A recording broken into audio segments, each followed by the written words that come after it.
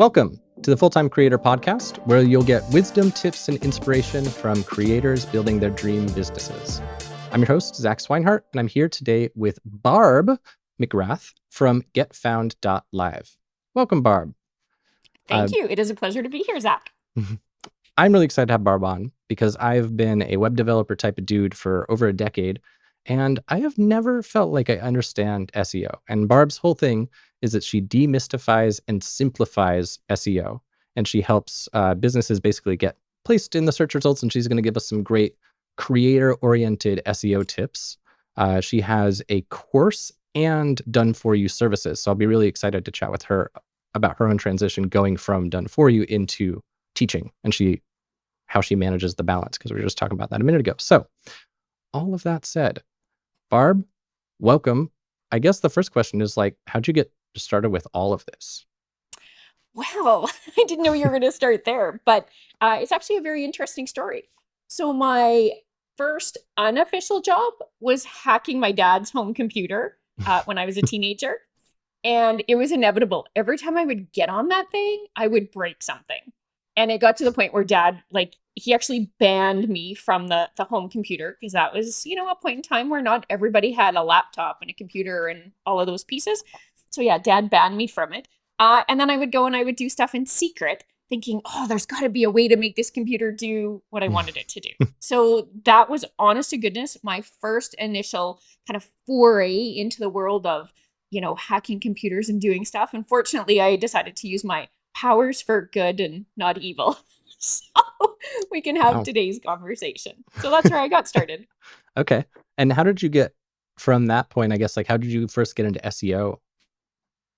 You know what? I fell into it. So I was actually working for a company, and they had 22 locations across Western Canada. And when I was working for them, it was a straight up learning curve.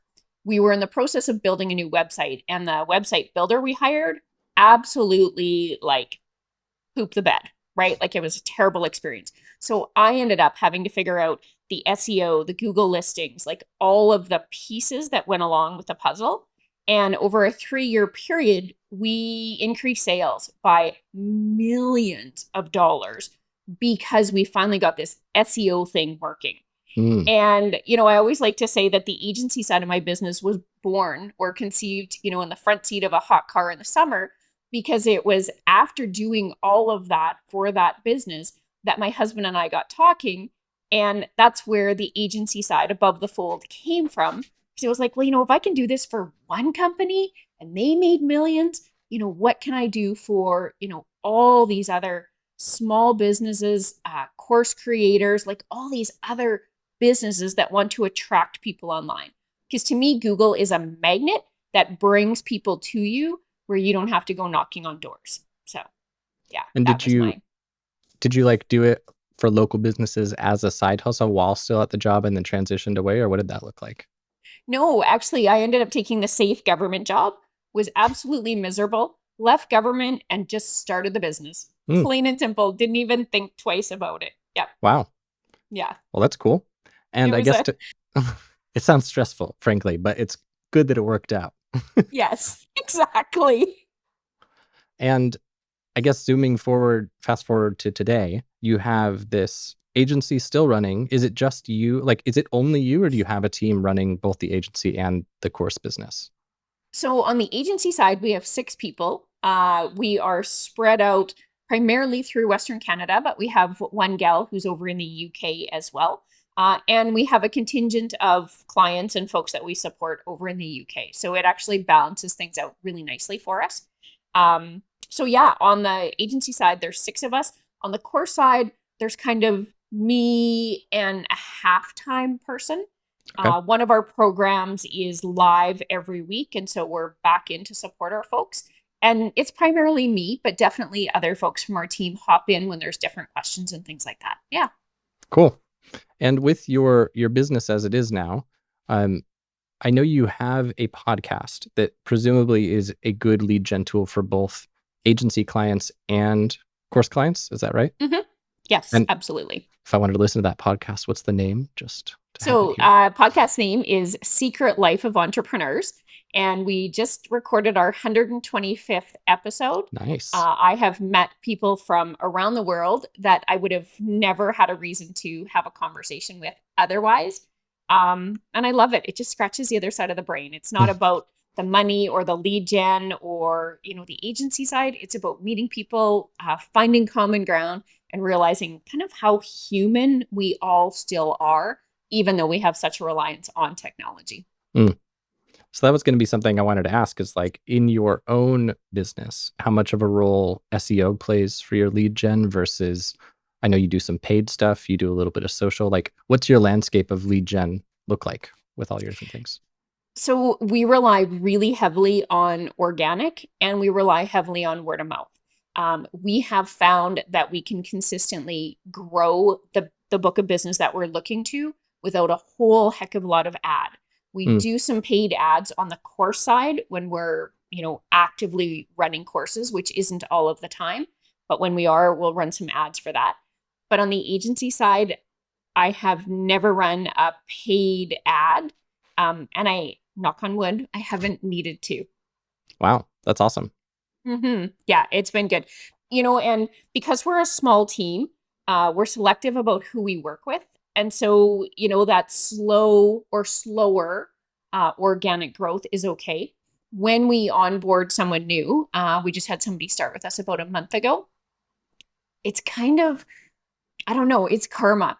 She started, and a week later, we had 3 quotes out for new clients. Like it Mm. was just, yeah, it was just karma. And so it has all always worked out. And, if it doesn't, well, then I'll look at paid ads. But Google is my foundation. I 100% rely on it. Yes. So this is a thought experiment. Tell me this too on the spot and I can totally cut it out.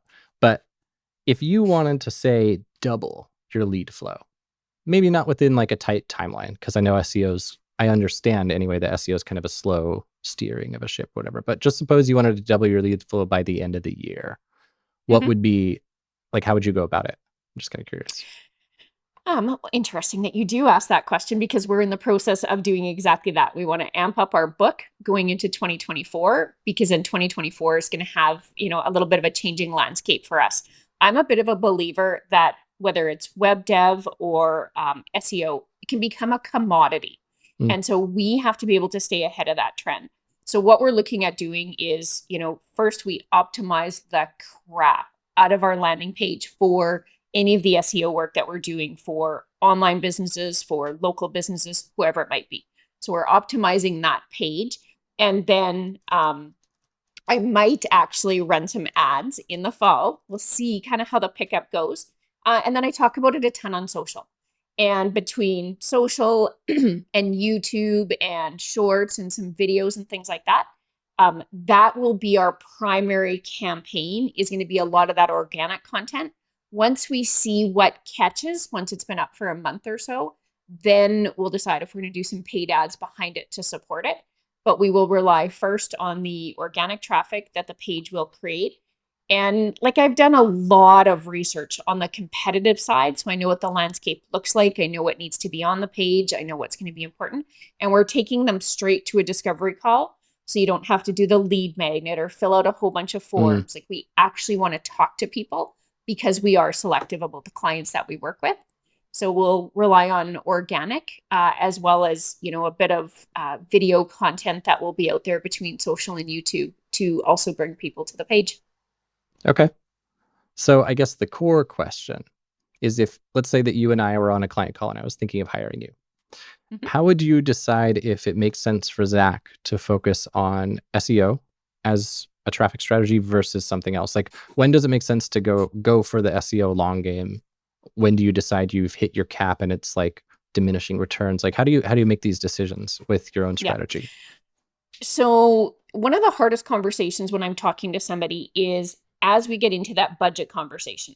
They want to know what I can do or what we can do for a specific budget where I want to understand the goals they want to accomplish. So based on your goals, I'm going to put some options in front of you.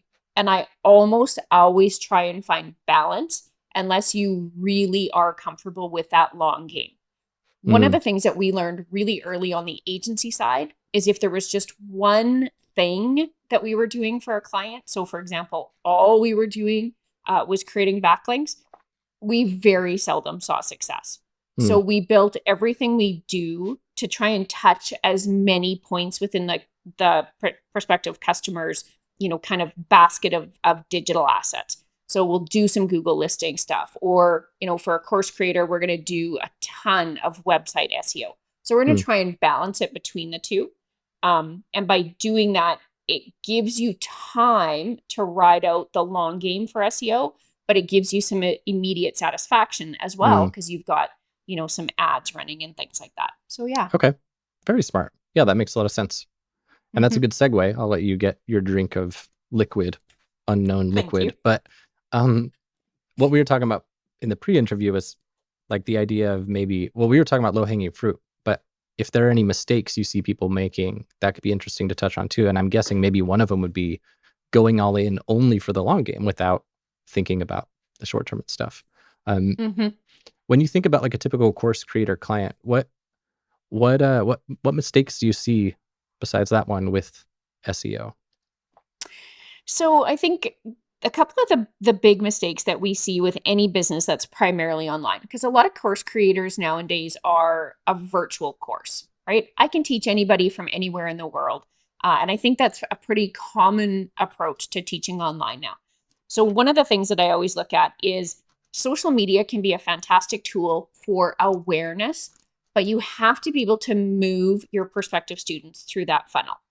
And so when I look at SEO, some of the simple things that people miss is the title of their website, right? They had somebody build it, and, the builder just made a copy of an old site, or, all it says is course creator name, right? Like they forget about the aesthetics, because while we're working for a search engine to find us, we're talking to a prospective student. And so I think it's really important to just look at, as you say, those low-hanging fruit. So you've got titles on every single one of your web pages that are public. And whether you're using Kajabi or Height or whatever course platform you might use, you have the opportunity to have a title on those public pages. You've got a description. One of the first things that people will Google is when you're trying to write a description for a web page, Google will tell you you've got 155 characters to use. Well, I tell people use all 300 characters. Shopify, you can even use 320 characters, because Google still searches and reads that content. So you want to make a match with Google, go ahead and use all of those characters. So your title, your description, your keywords are huge. And Zach, can I jump in and kind of tell people how I find some of these keywords really quickly? That's going to be my next question anyway. Okay, well, there we go. I read your mind. So I learned this process from someone that I follow. So I will not take credit for having created the process, but I thought it was brilliant. So let's say that your course is teaching people how to cook with a sous vide. I'm just, off the top of my head, totally. Sous vide so go secrets. To Google and what was that? Sous vide secrets. I think that would be a good There we go. Exactly. See, that would sell. Okay, so you go to Google and you simply type in cooking with a sous vide. That's all you do. You type that in, and you know how Google has those little drop down arrows with questions? Okay, those are the top questions that people are asking when it comes to cooking with a sous vide. So now you take those questions, whether you want 5, 10, or 50 of those questions, you keep expanding the arrows. There's your top questions people are asking. You want to pull people in who are looking to learn or understand more about cooking with a sous vide. Boom. There's your magnet right there. That's Start simple. with your top questions, answer them. And, I know lots of people use that content to create social media content because that's what people want to know. So why not use Google and let them just tell you what you should talk about? So I feel like, how I was telling you that these tight 20-minute interviews are difficult. I feel like I've got 20 minutes of questions just on this thing you just said. So I'll try to ask you just a couple. One that I have is, so you don't, let me think what order I want to. Okay, here's the first one is when you're doing that first suggested questions mining, is it the idea that you'd want to keep it really, really vague? Like you'd want to say cooking with a sous vide, not why does my food keep tasting rubbery with the sous vide? Would that be too specific and you want to be broad so that you can get the suggestions from Google, or what's the strategy? So the phrase that I first type into Google is very general. Mm, As the course developed, as I wanted to understand my prospective students' questions better, then I would get more and more specific. mm, Or if this is something I'm using to support my social strategy on a long-term basis, absolutely. I'm going to start to dig, a little bit deeper. And in fact, you can use Quora, you can use Reddit. There are so many different places that we can go that are filled with our prospective students' questions. So go find out what they're asking instead of sitting back in your office and thinking, oh, this is the course I want to build, and here's the modules that are going to be in here. Nobody cares. You answer my question. If I can see that this course is going to support that, I'm in. Hook, line, and sinker. And that's when you're going to get the downloads and the lead magnets and collect all of the information that you need to be able to grow that course. So absolutely, it's a fantastic strategy. Can I jump back to that low-hanging fruit for course creators? One other thing that I would talk about, and I see this across the board, is and it's probably the number one thing that I see, is people don't own their digital assets. So if you own a house, if you own land, you're not going to just sign it over to someone. But I see so many small business owners, course creators, signing over their digital assets. So their web developer owns their domain, and their ads manager owns their Facebook page or their ad account. And I talk about it constantly with my students. Own your digital asset. If yeah. you ever go to sell your book of business, your course, by owning those, it actually increases the value of your business. And I see so many folks who, their web developer goes out of business, and so their domain goes up for sale, and they end up with so many issues. So Yeah. number Yeah, one, own those digital assets. it's a big liability too. Like I've had web development clients who have had horror stories of like their previous person had the domain name and then they had a falling out, and now they have this gigantic piece of leverage over the client. They kind of feel like they have to go along with whatever the person wants because they've got the domain name, they own the website, they can take everything down. So yeah, I definitely am with you there. Um, Mm-hmm. Going back to the answering of questions thing, one question I have for you: how do you determine, this is something I struggle with a lot. How do you determine that if you are answering a real question, so let's say a student asks you it, or you found it on Quora or whatever, do you do research to decide this is a question worth answering? Like, I feel like a lot of the time I will spend, say, 4 or 5 hours writing a blog post, answering a very specific person's question, and I'm like, yeah, this applies to other people. It should. It Mm-hmm. should be relevant. But I don't like verify that there's search volume to support that. What is your process there? Yeah, I think I've outlined the question well enough. Yep. Once we know what the question is that we want to answer, I will often go to Google's keyword planner. And I know it's not the best keyword research tool, but I love finding search volume. And I love being able to see how specifically that search volume applies to different countries, different audiences, different targets. And so I will take whatever it is that we're looking for on that cooking with a sous vide. And now maybe it is about, avoiding, or how do I prevent my food from, becoming rubbery. I will take that content into Google's keyword planner just to understand search volume. And what I find it's most often about is there's a small word that we're missing in the question, or there's a word that's Mm, really, really relevant that we also need to get into the keyword bucket. So we get it into headings, or we even get it into the URL. So for most of the time, what we find is it confirms and then adds value to our process, as opposed to, completely obliterating that. okay. So then here's a question that I'm essentially, I recognize I'm asking you to distill your whole course into like one answer, so no pressure. But let's say you've got someone like me, where my normal way of creating blog posts and stuff is I have a student in the community asks a question. I'm like, okay, I add this to my little list, and now it's time to write a newsletter. So I go to my list of all my content ideas, and I'm like, okay, sure, that one seems good for today. I'm vibing with that one. I'll answer that one. Uh, Suppose someone has a similar workflow. And for a techie dude, I'm very much a pleb in this respect, I think. But if someone has a similar workflow, I'm just kind of curious what your more methodical process would be. Because one thing that occurs to me is there's certain questions like, I don't know, suppose someone goes to Google and they say, what do I need to consider before hiring an SEO person? That's obviously a very high buying intent question that even if there's low volume, it's very important to answer. But then Mhm. there would be other questions that maybe it's like, do I need SEO? Well, do I need SEO is still a good one, but you get what I'm getting at. So if you've got a big Yes. ass list of ideas of things to write about, and let's say a client comes to you with all these things, they're like, I would love to answer some of these questions. How would you help them decide, number one, what is worth writing about? And then number Mhm. two, what like angle, what way to answer it? How would you go about that process? So, presuming that it's an experienced course creator, they've probably had conversations with dozens, maybe even hundreds of students and of prospective students. And we filter all of the information based on the questions that they're actively getting. So, if a course creator came to me and said, "Oh, I want to, I really want to rank for this particular question," the first thing I would say to them is, "Do you have students asking that question?" Mm, If they said yes constantly, that's why I want to answer it, then I would say, yep, then it's the right thing to do. But if they said, well, no, not really, but I want to put the information out there because it's mm, good information, I would then, work with them to say, hey, let's put that down just a little bit lower. Like, let's get some high ranking stuff going first.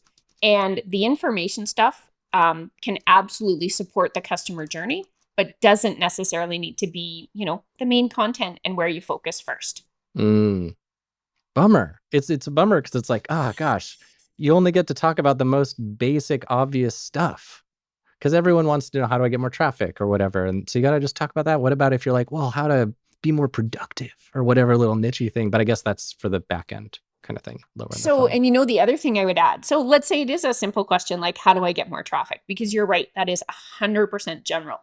Um, when you look at what Google knows about us or any of the search engines, I mean, Google's easy to pick on because they're so big. Google knows what niche you're in. Mm, Google knows that you serve course creators. So if you're doing a search that says, how do I get more traffic? Google knows in the back of their head that you're actually looking for more course creator traffic. And so when you create that blog post, be specific. How does a course creator get more traffic? How does a course mm, creator become a student magnet, whatever that might be, right? mhm. And so be really specific about your niche. So the first pass is this question something you're asked a lot? That's cool. And then how do you differentiate between something like I guess that buying intent one? Like let's suppose you're not asked a buying intent question a lot, but surely people ask it. Like I guess how do you address things like that? One of the things that I like to do is when I take those questions from Google, I'll actually move them into a funnel. And we try and keep our funnels super simple. So it's, attraction, and now it's nurturing, and now it's Mm, conversion. So I will often take those questions and sort them based on where we think the customer is in their journey, depending on where we're at, because in so many cases, we're really focused on that low hanging fruit and we're focused on conversion. We try and answer those questions first, as long as they're genuinely questions that are asked to the course mm, creator. One of the things that I often see course creators, small business, is they do a really good job at attraction. They're on social media, they're posting stuff. They might even be running some, ads because Meta and X doesn't make it easy anymore, but it's generally quite easy, right? Where I find that a lot of folks fall down is at conversion. mm, So we do most of our work in that conversion space in terms of what's going to get a student to sign up, what's going to get somebody to walk through your front door of your business. That's where we spend the majority of our time. And that's why we sort the questions first to say, what are the questions that really are close to conversion? For a course creator, their website is going to be absolutely critical. Where if you were to look at a small business in your community, like maybe the shoe store, their Google listing is going to be more critical. So we right. try and balance the two depending on the type of business. Okay. And if someone listening wanted to just essentially hire you to do this exercise we just talked about, I don't know if you have like a special productized service for it, but like could someone hire you to like do this strategy thing and sift through the ideas, line them all up, that kind of thing? Yeah, we have a funnel workshop that we do. We can do it as a half day or a full day. and we get on with them live and we work through all of it. We have a great big huge file that between questions and research we fill out throughout the day. And when we're done, we hand it over to them and say, here you go. You can keep going. We can, keep supporting you. It's totally up to you. But we've had a Awesome. number of folks who take that spreadsheet and they're just like, yeehaw, I know exactly what I'm doing for the next 6 months. So if I am at getfound.live, I'm trying to see where that is. Where You is will this not workshop find it. thing? So that's on the Okay. agency side, and that's where it gets a little bit confusing. So the agency side is above the fold.live, and the Okay. course side is getfound.live. So yes, it's a bit confusing. We're looking at pulling those two together, but we just haven't quite decided. Yeah, fair enough. But to properly promote this thing, so if I go to abovethefold.live and then I see work with us, presumably the workshop is somewhere on there. You'd Presumably. have to do some digging because we're Okay. selective about who we work with. We really like to talk to people first. Okay. So, and we've had it, yeah, you know what it's like in that online space right now. As much as technology, here, download, book an appointment, yada, yada, we don't find that those customers follow through. So we invite them to book a discovery call. We have the conversation, and conversion rates are so much higher when you actually talk to somebody face to face. So yeah, Yeah, we and still rely on that old school method.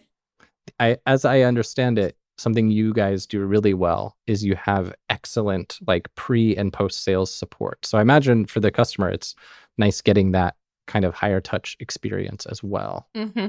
Yeah. Cool. So with that established, let's go back to some low hanging fruit things. So are there any other like low hanging fruit things that a course creator or a SaaS owner, any other kind of like online creator should be doing in your experience? Yeah, the one other thing I think I would add, Zach, is Google is your foundation. When you have a solid foundation in your business, you can build as many stories on top of it as you want because you can be confident that that foundation is solid. And so I always approach everything we do on Google as building foundation. If you want to, add a floor that's about doing paid ads, or if you want to add a floor that's about doing social media, whatever that looks like, treat Google as your foundation. And, I like to think about your website. It's a 24-hour salesperson, 24/7.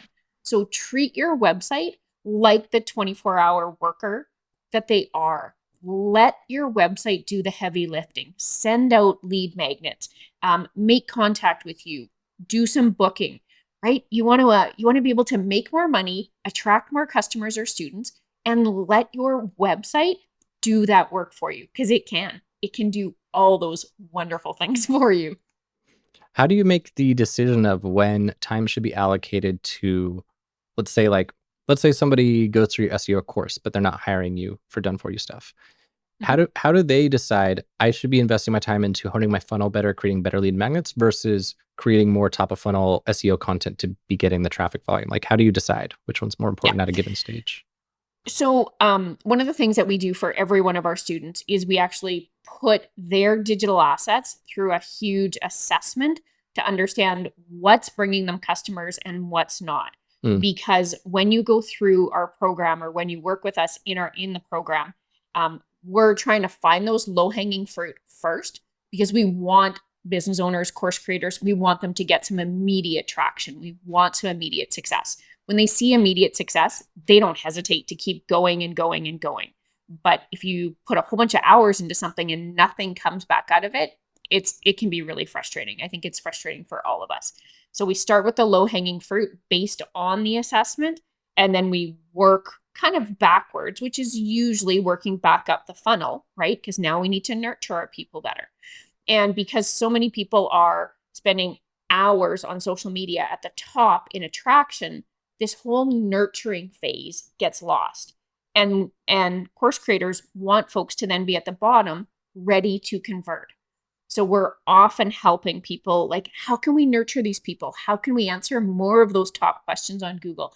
How can we, start to tie the pieces together so that we've got Google's matchmaking service just ringing all the bells for us? mm. So I think I got sidetracked there, but I think I answered your question.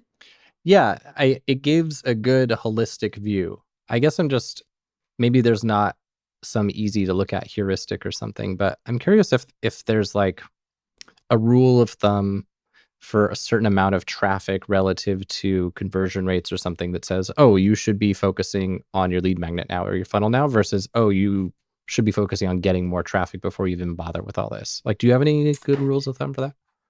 So definitely we look for traffic volume. And if I think to a specific course creator that we were working with, she has a course for pet parents, for dog owners. And when we were working with her, we were running ads. We were running Google ads because we wanted like downloads of her lead magnet. So if you're familiar with Google ads, we were able to capture an email address for about 10 to 15 cents. Wow. Which was fantastic. Yeah. Like, and so we knew like there was huge demand for what she was offering. Was that recently? Um, yes. Wow. Yes. In the last What? 6 months. That's Yeah. Yeah. freaking I know. no. I Yeah. cannot believe it. But so the problem that she addresses, huge need coming out of COVID. How many people got COVID puppies? That's How true. many of those COVID puppies have never been alone? Yeah, Right? lots of So yapping dogs alone, separation anxiety. Exactly. Bingo. So the course creator that we were supporting, we were collecting these email addresses for literally pennies, where we found that we then started to fall down, and I say we as in the royal we, the client and us, we were attracting a huge number of people, but nurturing wasn't moving them through to conversion. Hmm. So we actually paused the ads because there's no point running the ads and collecting email addresses if you can't move these people through conversion, through to conversion. So Hmm. we stopped the ads, went back, said, what do we need to do to nurture these people? So we went through a huge testing phase until we actually got these Google ad leads moving through to conversion. And then we turned the ads back on. So absolutely traffic volume is important, but at the same time, you want to see that traffic start to convert. And Yeah. if they're not, then you have to look at what's broken in the process. And we Mhm. can usually tell that by numbers, just based on, social traffic and website traffic is what we would look at. And just because I gotta know, this 10 to 15 cents, this is local? Like, does this person target local business so there's low competition? Or this is like this course creator just teaches, bumped my light, teaches everyone in the whole world this thing, and you still got them that cheap. So her ads ran in North America, and the UK. I don't think we ran them in But I mean, Australia, you but I ran can't them in remember that. expensive places.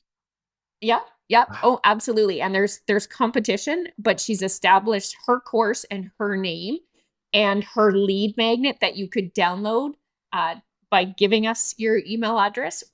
It answered kind of that top question on Google. And Wow. so the two pieces came together and bada bing. Yes. And you guys ran the paid for them? Yes. Wow. And you optimized the funnel. So what did you do? I don't know if you have the data. What did you end up getting their like 30-day subscriber value to? I don't know. That's one off the top of my head Yeah, I that I didn't have you don't prep. don't No worries. recall. It's fair enough that you might not remember lead value off the top of your head. But yeah, anyway, I got too deep and nerdy. But it sounds like your rule of thumb is basically number one, if you don't have any traffic at all, then the most optimized funnel in the world doesn't matter. But then if you are getting traffic and you do have a lead magnet, but you're not getting conversions, that's when you want to optimize the funnel. And then it's like kind of a cyclical thing. Is that the vibe I'm getting? Mm-hmm. Yes. And it's, you know what? I think that cyclical part of it, super important because Mm, it's not static. Everything, all the rules online, they change constantly. So you've got to continuously optimize. Doesn't mean you've got to hire somebody to do it all the time. Once you've got the flow in your course, you have to keep it going. Absolutely. cool. Well, this has been absolutely great. I feel like I've got some good ideas for thinking about how to start being a little bit more intentional SEO wise with my content. So this is great. Thanks so much. Um, Awesome. is there anything that you think I should have asked that I didn't, or anything else you want to say before we wrap up? Um, no, I don't think so. I kind of had some notes here and we've kind of covered off all of them. So no, I'm good. Okay. So then a couple like quick lightning roundy types of things. I'm curious, like what sticks out to you as the number one most important thing you did well to get to where you are now? I wasn't afraid to fail. There was a ton of stuff that we tried and failed, and we always use above the fold as the testing ground. Mm, And so there's times where, we see our lead traffic go up, and there's times where it absolutely tanks. And yeah, we need a testing ground. And so we are it. And when something tanks, I'm not afraid to call it a failure and move on to whatever the next thing is. nice. And what would you say your number one piece of advice to your younger self would be? I didn't think that being a small business owner, that being a course creator was a real job. I grew up in a household where, you went to work Monday to Friday, 9 to 5. And so when I hit the corporate world, absolutely, I wore the heels, I wore the pencil skirts, I worked downtown, right? I was important in my own mind. And when I started the business, it was actually only intended to be a stopgap measure because of some of what was happening in our family circumstance. And so I was like, well, I'll do this online consulting, online stuff, for a little while, and then I'll go back to the real world. And then I was like, forget it. Like, I am completely unemployable at this point. Yeah. No one would want to hire me because I do not work on a schedule. I like things done my own way and my own way only. So that would be my advice to my younger self is, like, don't be afraid to try it. And yeah, it's worked out way better than any corporate career ever was going to. So don't be afraid to try it. Don't be afraid to fail. Love it. So if people want to learn more about the done for you agency side, where do they go for that? And then if they want to check out your course, where do they go for that? Sure. So if you want to learn more about having us do work for you, you would go to abovethefold.live, and there's a little chat widget in the corner of me going like this. Just click that widget and have a conversation with myself or somebody from the team, and we can kind of walk you through the process and see whether or not we're a good fit for you. And if you prefer to learn how to do absolutely everything we do on the agency side, from listings right through to Google Merchant Center and website SEO, then you would go over to getfound.live. And same thing, there's a little widget of me waving, and you just have to click that and have a conversation with us. So just look for me. And if I want to soak up all of your SEO wisdom, where do you post most of your like SEO knowledge kind of content? Both websites have a whole bunch of blogs on them. And so that would be your best resource to get started. If you were to hit up our YouTube channel, which is Above the Fold CA, if you hit up our YouTube channel, there's also a ton of videos there, everything from responding to reviews on, Facebook or on Google. There's a ton of content there about titles, descriptions, how to do them, all that kind of fun stuff. Perfect. Awesome. Well, thanks so much for being here. I'll hit stop. We have to remember to not hang up. I always forget. But this has been great. And I'm sure I speak on behalf of the listeners when I say this was super duper awesome. So thank you so much, Barb. Absolutely. Thank you, Zach. Appreciate it. See ya. What a great episode, eh? It was nice to get some early tips to put into place with writing content that's a little bit less just random, a little bit more intentional with SEO. So if you want to find the links to everything talked about today, you can go to ftcreator.com/episode 3. So that's just the number 3, episode, the number 3. And if you enjoyed this, I would love it if you could like, subscribe, leave good reviews, whatever the positive things are. It helps the show and it helps you because you get more helpful stuff like this. So thanks for being here, and I will see you in the next one.